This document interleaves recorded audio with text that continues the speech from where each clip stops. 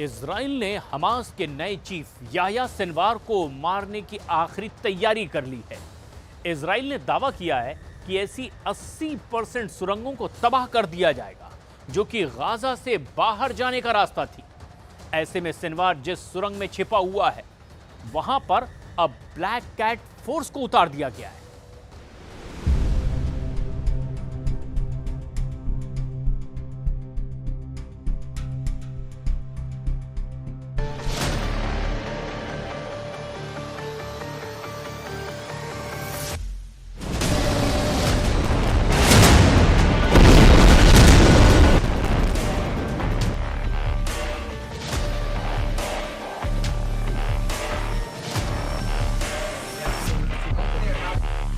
चौबीस घंटों के अंदर ऐसा क्या हुआ कि गाजा की सुरंगों के अंदर से चीखने की आवाजें आने लगी। चीखें ऐसी जिसे सुनकर हमास की पूरी लीडरशिप घबराई हुई है। 24 घंटों के अंदर ऐसा क्या हुआ कि सबको शक होने लगा कि याह्या सिनवार जिंदा है या मारा जा चुका है। ये दो सवाल गाजा की सबसे बड़ी मिस्ट्री बने हुए हैं। इन सुरंगों के अंदर से ऐसी खबरें आई हैं जो गाजा पर इजराइल की बमबारी को या तो पूरी तरह से रोक देंगी या फिर इजराइल 3 गुना ताकत से 4 गुना बम गाजा की गलियों में गिराने के लिए तैयार हो जाएगा। लेकिन इस दौरान सिनवार को लेकर जो खबर पक्की है उससे इजराइल ने भी इनकार नहीं किया है। यह खबर ऐसी है जिसे सुनकर सिनवार के सिर पर मौत नाच रही है। सिनवार को यकीन नहीं हो रहा है कि सितंबर में उसकी मौत की 100% गारंटी दी गई है। ऐसा इसलिए क्योंकि इस्माइल हानिया के बाद सिनवार ही इजराइल का सबसे बड़ा टारगेट है। इजराइल का पहला दावा है कि उसने गाजा के बॉर्डर के आसपास 80% सुरंगों को पूरी तरह से तबाह कर दिया है। यानी गाजा से बाहर जाना अब सिनवार के लिए मुश्किल है। इजराइल का दूसरा दावा है कि हमास की रफ़ा ब्रिगेड पूरी तरह से खत्म हो चुकी है और ये सिनवार को बहुत बड़ा झटका है क्योंकि यही ब्रिगेड इस वक्त सिनवार को सुरक्षा दे रही है। सिनवार को लेकर मिस्ट्री इस लेवल पर पहुंच चुकी है कि अब गाजा में हमास का खात्मा पक्का माना जा रहा है। लेकिन गाजा के बॉर्डर पर 80% सुरंगों को तबाह किए जाने का मतलब है कि सिनवार जहां है वहीं फंसा रहेगा। सुरंग के हाल कुछ इस तरह हो सकते हैं कि सिनवार सुरंग के हर दरवाजे को चेक कर रहा हो। जब वो सुरंग नंबर 1 के दरवाजे पर जाता हो तो वहां पता चलता हो कि दरवाजा इजराइल के हमले में सील हो चुका है। वह सुरंग नंबर 2 के दरवाजे पर भी गया हो, वहां भी सील मिला हो। सिनवार सुरंग नंबर 3 के दरवाजे पर भी गया लेकिन वहां भी रास्ता बंद मिला। सुरंग नंबर 4 में भी सिनवार को यही मायूसी मिली। उसकी उम्मीद दूसरे रास्तों पर भी टिकी है लेकिन सुरंग नंबर 5 वाला एग्जिट डोर भी बंद है क्योंकि इजराइल का दावा है कि 80% सुरंग तबाह कर दी गई है।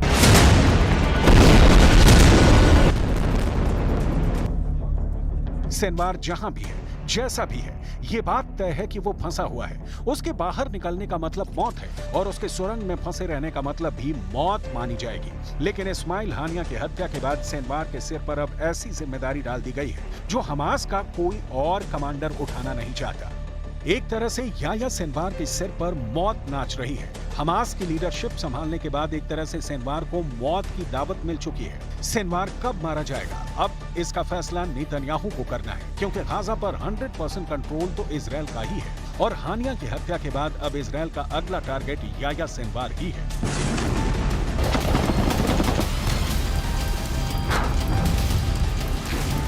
सवाल है कि नया चीफ बनाकर क्या एक तरह से सिनवार को कफन पहना दिया गया है और हमास ने अपनी नई लीडरशिप को तैयार करने से पहले ही उसके खत्म होने का ऐलान कर दिया है। इजराइल की स्पेशल फोर्स का पूरा फोकस अब याह्या सिनवार पर है। वो गाजा का चप्पा चप्पा छान रहे हैं। इस्माइल हानिया के बाद याह्या सिनवार ही लाइमलाइट में है। इसीलिए गाजा में उन सुरंगों को तलाशा जा रहा है जहां सिनवार के छुपे होने की खबरें मिल रही हैं। इजराइल की फोर्स 24 घंटे इसी मिशन पर लगी हुई है। वो हानिया के बाद अब किसी भी हालत में सिनवार को मौत के घाट उतारना चाहती है। वहीं इजराइल के रक्षा मंत्री योव गैलेंट ने बताया है कि रफ़ा में हमास के 2 लड़ाकू दस्ते हमला करते आ रहे हैं। वो करीब करीब खत्म किए जा चुके हैं। अब वो हिजबुल्लाह पर שלנו בחזית הצפונית היא ברורה, להשיב בביטחון את תושבי הצפון אל בתיהם. כדי לעמוד במטרה הזאת אנחנו נדרשים להרחיב את מטרות המלחמה ולכלול בתוך הנושא הזה, את החזרת תושבי הצפון אל בתיהם בגבול הצפון בביטחון. המהלך הזה לא יפחית את המחויבות המוחלטת שלנו לחיסול החמאס ולהשבת החטופים, ואת ההצעה הזאת, אחרי שנגבש אותה כאן, नबी בפני ראש הממשלה ובפני הקבינט. लेकिन गाजा का युद्ध खत्म नहीं हुआ है। गाजा में इजरायली सेना पर हमास की रफा ब्रिगेड के कुछ हमले देखिए। इन हमलों ने इजरायल की सेना को बहुत परेशान कर दिया है। जिस हमास को खत्म करने के लिए पूरे गाजा को इजरायल मिट्टी में मिला चुका है, जिस हमास को खत्म करने के लिए इजरायल रफा से लेकर खान यूनुस तक बम बरसा रहा है, 40,000 से ज्यादा लोग इस बमबारी में मारे जा चुके हैं। उसी गाजा में इजरायल को हमास से लगातार झटके मिल रहे हैं।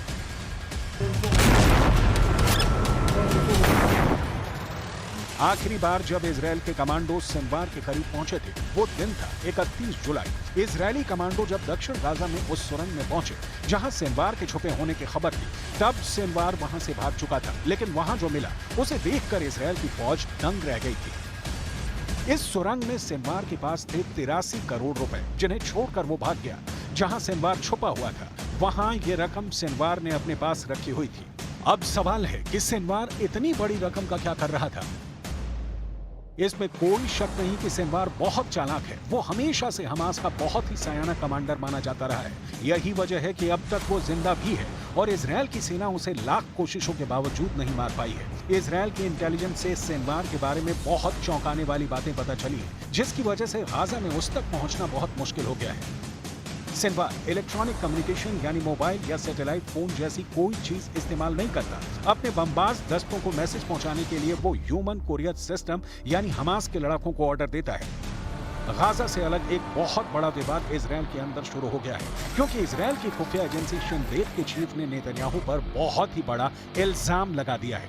इजरायल की मीडिया के मुताबिक 23 जुलाई 2023 यानी 7 अक्टूबर को हमास के हमले से 2.5 महीने पहले शिन बेत के चीफ रोनेन बार ने नेतन्याहू से कहा था कि मैं आज आपको युद्ध होने की चेतावनी दे रहा हूँ। हमें दिन और वक्त की जानकारी नहीं है, लेकिन युद्ध के संकेत मिल रहे हैं।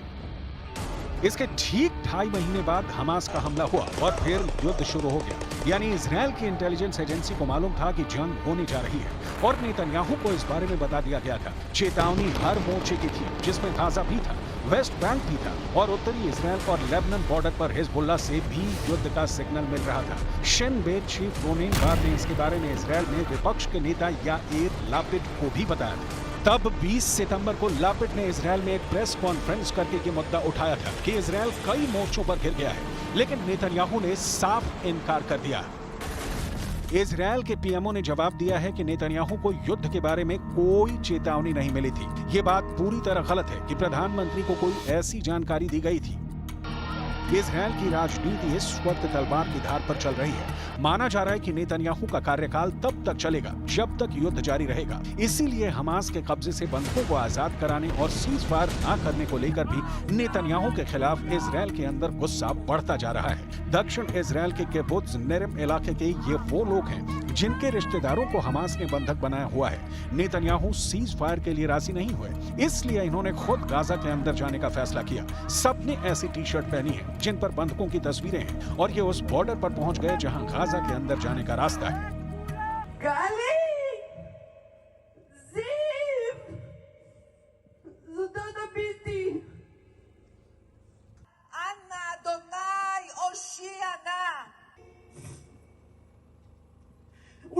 אולי במקרה יפגישו ביניכם.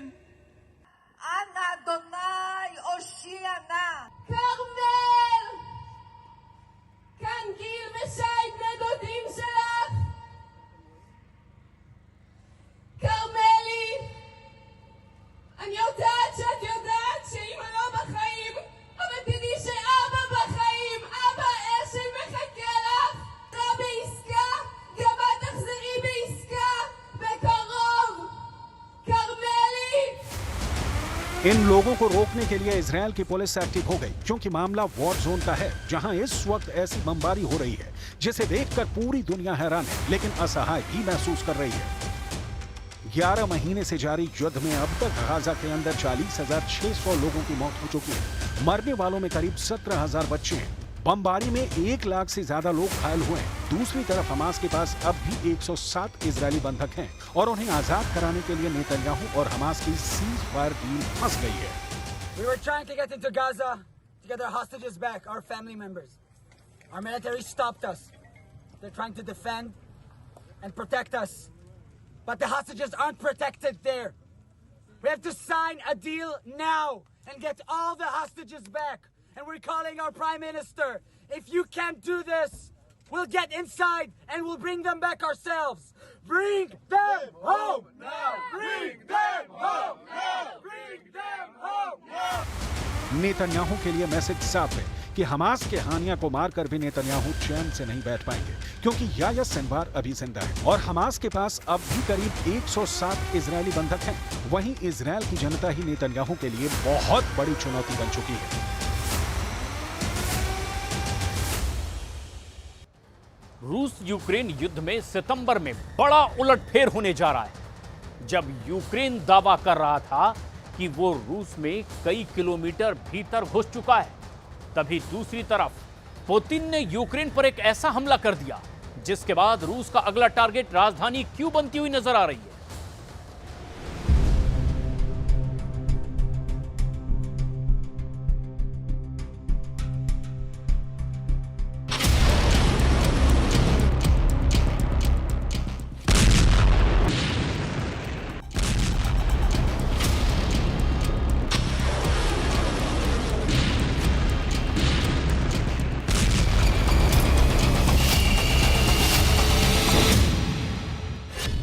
रूस के बेलगरद में यूक्रेन का हमला।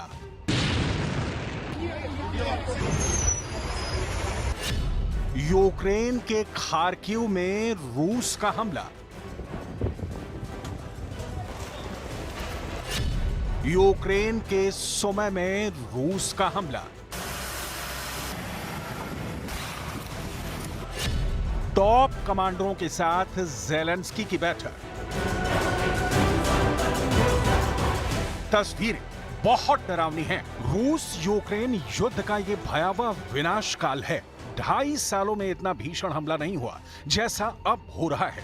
पिछले 5 दिनों से रूस और यूक्रेन दोनों एक दूसरे को जला डालने पर आमादा हैं। रूस ने यूक्रेन के खार्किव पर बड़ा हमला किया है। ये तस्वीरें खार्किव की ही हैं। ताजा अपडेट ये है कि रूस की फौज ने एक रिहायशी इमारत और बच्चों के ग्राउंड पर हमला किया। इस हमले में 6 लोगों की मौत हो गई, जिसमें एक बच्चा भी शामिल है, जबकि 55 से ज्यादा लोग घायल हो गए हैं। तोप चलती है तो उम्र कहां देखती है। मासूम के खून से खार्किव कांप उठा है। वैसे खार्किव वो जगह है जहां रूस अपना दबदबा कायम कर चुका है, लेकिन यूक्रेन के पलटवार को 0 डिग्री पर पहुंचा देने के लिए रूस ने हमले कभी बंद नहीं किए।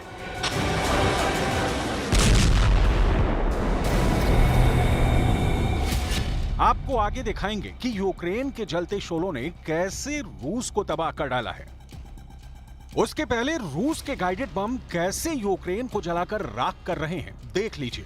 खार्किव के बाद यूक्रेन के दूसरे क्षेत्र सुमी की तस्वीर देखिए। रूस की फौज ने यहां भी बम गिराया है। इस हमले में 2 लोगों की मौत हो गई है। रूस इस वक्त यूक्रेन पर चौतरफा हमला कर रहा है।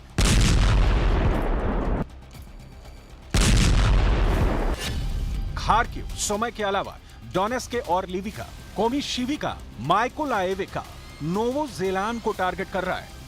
В результате активных действий подразделений группировки войск «Центр» освобождены населенные пункты Орловка, Камышевка, Николаевка и Новожеланная Донецкой Народной Республики. Нанесено поражение формированием 7 механизированных, 2 егерских, воздушно-десантной, штурмовой бригад Вооруженных сил Украины, 2 бригад теробороны и штурмовой бригады «Людь» Национальной полиции Украины. Отражены 50 контратак подразделений Вооруженных сил Украины.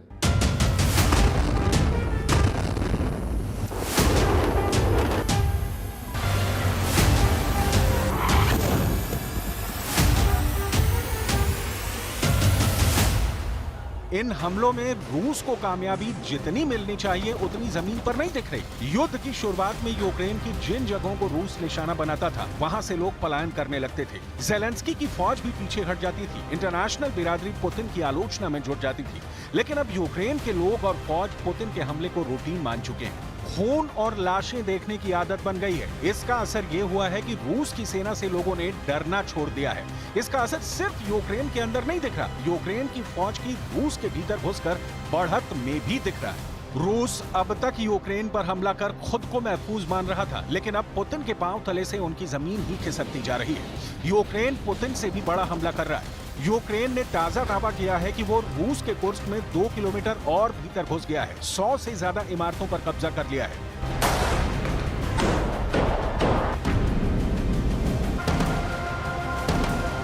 यूक्रेनी सेना 6 अगस्त को रूसी इलाके में दाखिल हुई थी और तभी से वो आगे बढ़ते हुए 35 किलोमीटर अंदर तक पहुंच गई है। द्वितीय विश्व युद्ध के बाद ये पहला मौका है जब किसी देश की सेना रूस में दाखिल हुई है और वो आगे बढ़ रही है। यूक्रेनी सेनाओं के प्रमुख कर्नल जनरल ओलेक्जेंडर सिरिस्की को सुनिए।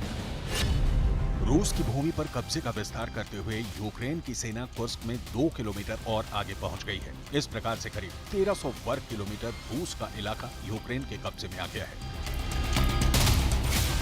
इस बीच यूक्रेन के राष्ट्रपति ज़ेलेंस्की ने ज्यादा रूसी क्षेत्र पर कब्जे और यूक्रेनी जनता की रक्षा के लिए सहयोगी देशों से लंबी दूरी तक मार करने वाले हथियारों और एयर डिफेंस सिस्टम की मांग की है, जबकि सहयोगी यूरोपीय संघ के देशों ने यूक्रेनी सैनिकों को नए हथियार चलाने और युद्ध कौशल का प्रशिक्षण जल्द शुरू करने की घोषणा की है। ये प्रशिक्षण यूक्रेन में नहीं बल्कि उसके नजदीक मित्र देश में होगा।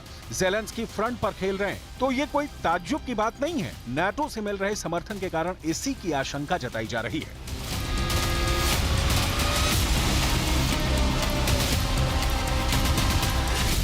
सवाल फिर क्या रूस यूक्रेन युद्ध में पुतिन की हार दिखने लगी है या यह युद्ध बिना किसी निर्णायक फैसले के इतिहास के गुप्त अंधेरे में भटक कर दम तोड़ देगा? इस सवाल का जवाब दुनिया भर के एक्सपर्ट्स ढूंढ रहे हैं, लेकिन तथ्य यह है कि पुतिन चूक गए हैं। ऐसा नहीं कहा जा सकता। ज़ेलेंस्की को मिल रही मदद और रसद के स्टॉक अनंत काल तक नहीं चलने वाला। लिहाजा पुतिन ने सर्दी वाला प्लान बना लिया है। रूस यूक्रेनियों को ठंड में तड़पाकर मारना चाहता है। यूक्रेन में सर्दी बर्फीली और ठंडी होती है, जिसमें तापमान 0 से काफी नीचे चला जाता है। दिसंबर से मार्च तक चलने वाले सर्दियों के महीनों के दौरान देश का औसत तापमान 23 डिग्री फ़ारेनहाइट यानी -4.8 C और 36 डिग्री फ़ारेनहाइट यानी 2 C के बीच रहता है। कुछ क्षेत्रों में जहां अंतर्राष्ट्रीय बचाव समिति काम करती है, तापमान नियमित रूप से -21.6 डिग्री सेंटीग्रेड तक गिर जाता है।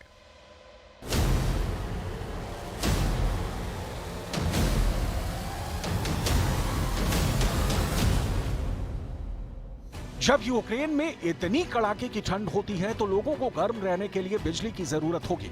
ऐसे में रूस का यूक्रेन के बिजली घरों को निशाना बनाने का मतलब है कि ठंड में लोगों को परेशान करना।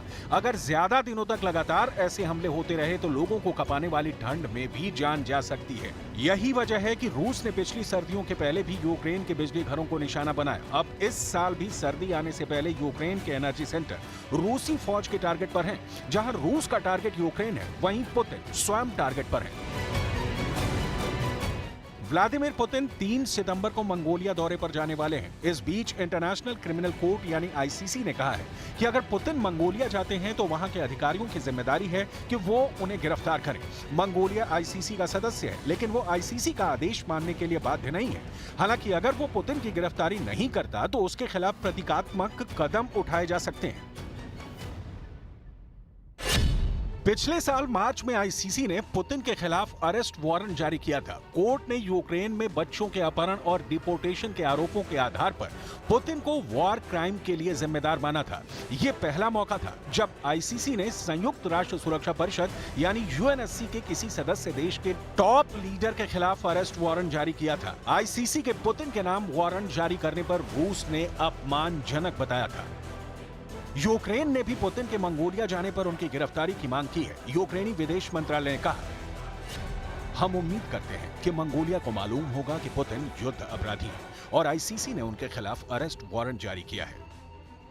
वारंट जारी होने के बाद रूसी राष्ट्रपति की किसी आईसीसी मेंबर देश की ये पहली यात्रा होगी। पुतिन वारंट जारी होने के बाद से अब तक 11 देशों की यात्राएं कर चुके हैं।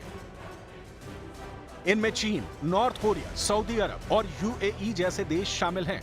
हालांकि वो अब तक किसी भी ऐसे देश की यात्रा से बचते रहे हैं जो आईसीसी का मेंबर है। रूस पुतिन पर लगे आरोपों को खारिज करता रहा है। न्यूज एजेंसी एएफपी के मुताबिक मंगोलिया में गिरफ्तारी के सवाल पर राष्ट्रपति कार्यालय क्रेमलिन ने कहा कि पुतिन के दौरे को लेकर उन्हें कोई फिक्र नहीं है। 1939 में सोवियत संघ और मंगोलिया की सेना ने मिलकर जापानी सेना को हराया था। 3 सितंबर को इसके 85 साल पूरे हो रहे हैं।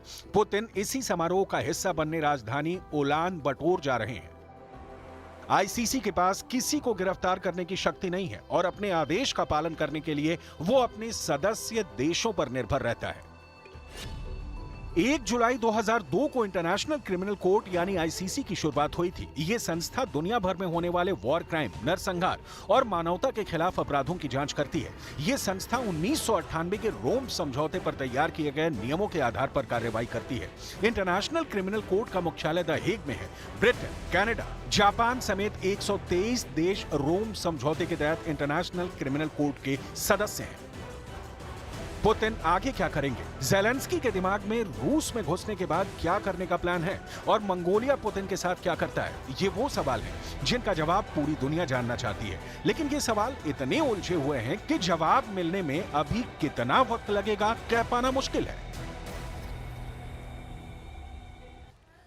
यूक्रेन में जब से F-16 फाइटर जेट के गिरने की खबर वायरल हुई है, ज़ेलेंस्की बहुत ज्यादा परेशान हो गए हैं और अब यूक्रेन के F-16 को लेकर एक बहुत बड़ा दावा भी सामने आया है और दावा किया जा रहा है जिसे सुनकर के अमेरिका के राष्ट्रपति जो बाइडेन भी चौंक गए हैं।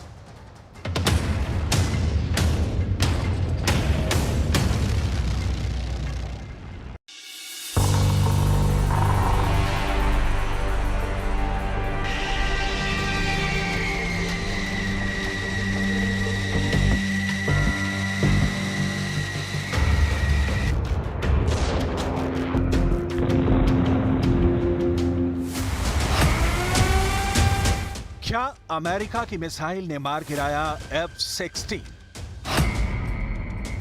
ज़ेलेंस्की ने बर्खास्त किया एयरफोर्स चीफ।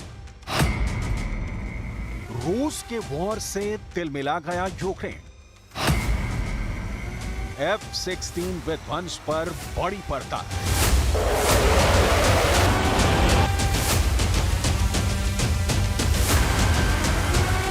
अभी 1 महीने भी पूरे नहीं हुए और ज़ेलेंस्की ने अपनी आंखों के सामने F-16 की चिता जलते हुए देख ली। अभी तो जश्न का मौका था। यूक्रेन के राष्ट्रपति F-16 मिलने से फूले नहीं समा रहे थे, लेकिन तभी ज़ेलेंस्की ने जो सोचा नहीं था वो हो गया। F-16 ज़ेलेंस्की की आंखों के सामने भस्म हो गया। इस खबर पर ज़ेलेंस्की अभी भी यकीन नहीं कर पा रहे हैं, लेकिन इसी बीच आई ये खबर ने पूरी दुनिया को चौंका कर रख दिया है और वो खबर है अमेरिकी हथियार से ही अमेरिका के सुपरजेट का खात्मा। जी हां, दुनिया भर के अखबारों में आज इस बात की चर्चा हो रही है। हर तरफ से शक जाहिर किया जा रहा है कि आखिर कैसे अमेरिकी हथियार ने ही ले ली F-16 की बलि। ये पूरी खबर हम आपको आगे दिखाने वाले हैं, लेकिन उसके पहले देखिए जब यूक्रेन के आसमान में पहली बार अमेरिका के F-16 ने उड़ान भरी थी। आसमान में F-16 उड़ान भर रहा था और ये देखकर ज़ेलेंस्की फूले नहीं समा रहे थे। ज़ेलेंस्की का माइक ठीक उसी जगह पर रखा गया था जहां 2 F-16 तैनात थे। पहले इन तस्वीरों को देखिए।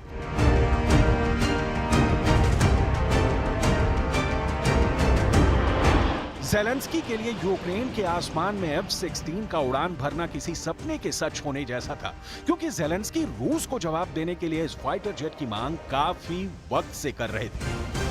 Зустрічі та перемовин, щоб зміцнити можливості нашої авіації, зміцнити можливості нашої ППО, наших сил оборони. Ми часто чули у відповідь слово «це неможливо», але все ж ми зробили можливим те, що було нашою амбіцією, нашою оборонною потребою.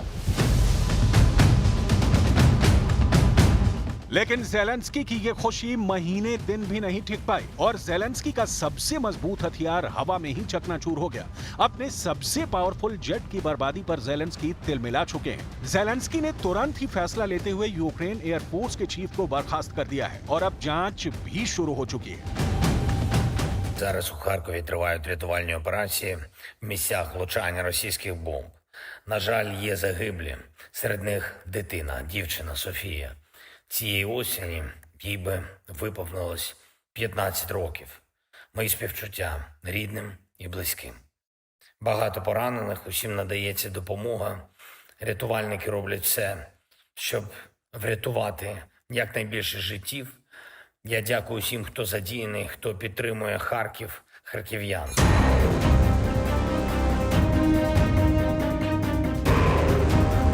ज़ेलेंस्की ने कहा कि हमें कमांड के लेवल पर अपनी सेना को मजबूत करने की जरूरत है। इस बीच सेना के जनरल स्टाफ ने लेफ्टिनेंट जनरल अनातोली क्रिवियोनोज्को को एक्टिंग एयर चीफ नियुक्त कर दिया है। लेकिन सवाल फिर वही, क्या अमेरिकी हथियार ने मार गिराया F-16? सबसे पहले देखिए हुआ क्या।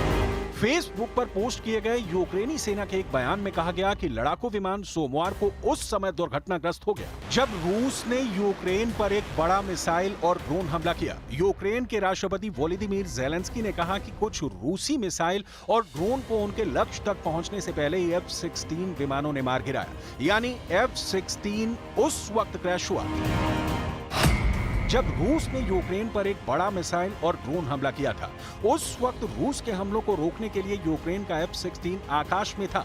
सिर्फ F-16 ही नहीं, रूस के इस हमले को रोकने के लिए अमेरिका और नेटो देशों के और भी दूसरे हथियार उस वक्त अपनी पूरी ताकत से रूस के मिसाइल और ड्रोन हमलों को रोक रहे थे और उसी में से एक था पैट्रियट मिसाइल डिफेंस सिस्टम। अमेरिकी मीडिया न्यूयॉर्क टाइम्स के मुताबिक शुरुआती जांच में ऐसे संकेत मिल रहे हैं कि पैट्रियट मिसाइल बैटरी की मदद से गोलीबारी के दौरान एयरक्राफ्ट में ये विमान क्रैश हुआ।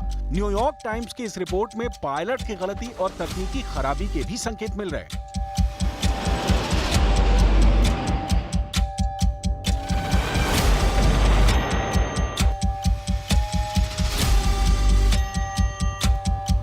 क्रैश की वजह को लेकर यूक्रेन और पश्चिमी देशों की थ्योरी में अंतर दिखाई दे रहा है। एक तरफ पश्चिमी देशों का मानना है कि एयरक्राफ्ट रूसी मिलिट्री का निशाना नहीं बना है, जबकि यूक्रेन का कहना है कि इसमें पायलट की कोई गलती नहीं है और रूस ने ही F-16 को निशाना बनाया है। यूक्रेन का यह दावा इसलिए है क्योंकि पायलट ओलेक्सी मेस, जिन्हें मूनफिश के नाम से भी जाना जाता था, मूनफिश उन कुछ चुनिंदा पायलटों में से एक थे जिन्हें F-16 उड़ाने की ट्रेनिंग के लिए यूक्रेन एयरफोर्स ने चुना था। दूसरी ओर अमेरिका ने इस घटना के बारे में खुले तौर पर कोई भी टिप्पणी करने से इनकार कर दिया है, लेकिन सूत्र बता रहे हैं कि अमेरिकी एजेंसियां भी इस हादसे के बाद जांच में शामिल हो चुकी हैं। I've seen the reports. I'm not aware of any assistance or request for assistance from the Ukrainian side to us about this particular incident. But I'd refer you to the Ukrainians more to speak to any specifics on this pilot. अब देखिए F-16 के नष्ट होने के बाद Telegram पर Ukraine के air chief ने क्या लिखा था। कमांडर माइकोला ओलेश्चुक ने टेलीग्राम पर कहा कि इस बात का विस्तृत विश्लेषण पहले से ही किया जा रहा है कि सोमवार को लड़ाकू विमान क्यों दुर्घटनाग्रस्त हो गया जब रूस ने यूक्रेन पर एक बड़ा मिसाइल और ड्रोन हमला किया था। हमें ध्यान से समझना चाहिए कि क्या हुआ, परिस्थितियां क्या थी और इसकी जिम्मेदारी किसकी है।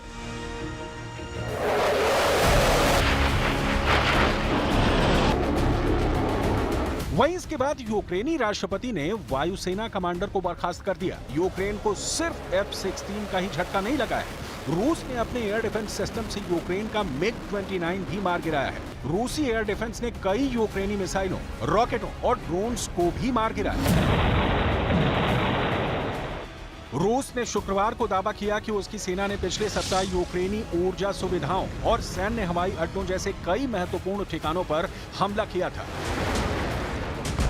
रूसी रक्षा मंत्रालय ने बताया कि रूसी सेनाओं ने अग्रिम पंक्ति पर भी कब्जा कर लिया है, कई बस्तियों को नियंत्रित किया है और महत्वपूर्ण यूक्रेनी ऊर्जा सुविधाओं, सैन्य हवाई अड्डों, ड्रोन बनाने वाली फैक्ट्रियां और दूसरे टारगेट पर हमला किया। शुक्रवार को रूसी सेना ने कुर्स्क इलाके में कई यूक्रेनी अटैक्स को पूरी तरह से फेल कर दिया।